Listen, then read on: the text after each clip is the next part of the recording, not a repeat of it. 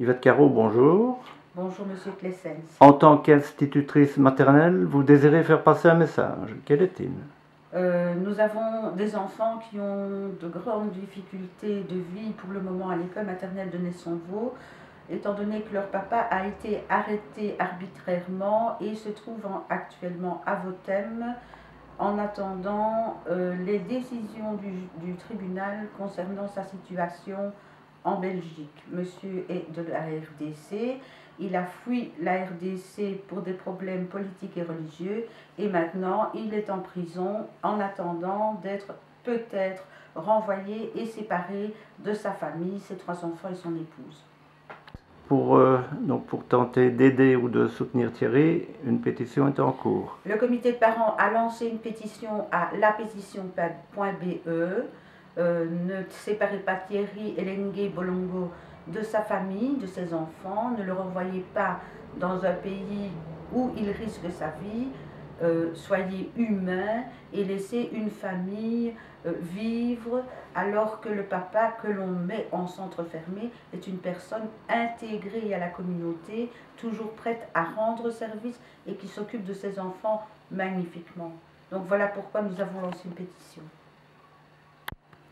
Sophie Carreau, vous êtes membre d'un groupement de parents qui a réagi aussi à ce fait-là. Que voulez-vous obtenir ou déclarer? Nous avons lancé une pétition et actuellement nous avons récolté 340 signatures. Nous en espérons beaucoup plus. Il faut voir les prochains jours et on est là aussi pour soutenir Blandine moralement et dans ses démarches.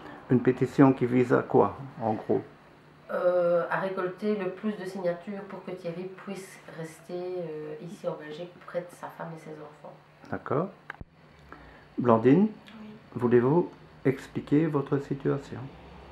Oui, je suis la compagne de Thierry, Elengue Bolongo Thierry, qui est arrêté maintenant, qui est au centre Votem.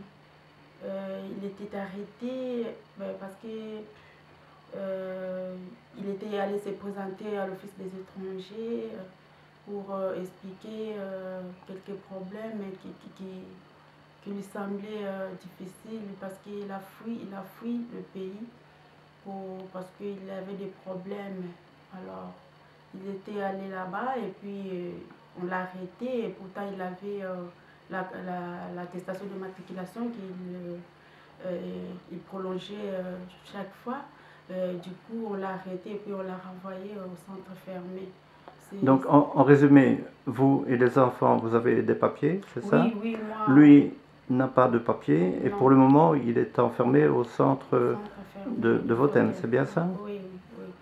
Et vous espérez qu'il puisse sortir Oui, oui. et éventuellement obtenir des papiers pour commencer à travailler? Oui, pour commencer à travailler, c'est quelqu'un qui s'est bien intégré, il a fait des formations, il est volontaire à la Croix-Rouge, il n'a rien commis comme un crime, alors je ne sais pas, l'Office des étrangers l'a jeté, tout ce qu'il a fait comme, qu'il a introduit comme des demandes, alors je ne sais pas. Pour habiter en Belgique, je ne sais pas qu'est-ce qu'il faut faire alors, parce qu'ils disent que non, même si tu es cohabité légalement, même si tu as des enfants, tu peux retourner au pays, même si tu as fait des formations, tu t'es intégré, tu dois retourner au pays, mais je ne sais pas comment il peut retourner au pays, quelqu'un qui a des problèmes, et puis il a des enfants, comment on peut séparer un parent avec ses enfants, et pourtant ses enfants ils pleurent tout le temps, papa, papa. Ils n'arrivent pas, alors je ne sais pas, il faut être un criminel pour rester ici en Belgique ou comment un pays de droit comme Belgique doit faire des choses comme en Afrique. C'est vraiment triste. Là, je suis pas, vraiment je suis désolée pour la décision de l'Office des étrangers. Alors je ne sais pas s'ils peuvent revoir les cas de mon compagnon pour qu'il puisse revenir et rester avec ses enfants et puis moi qui est sa compagne. Voilà.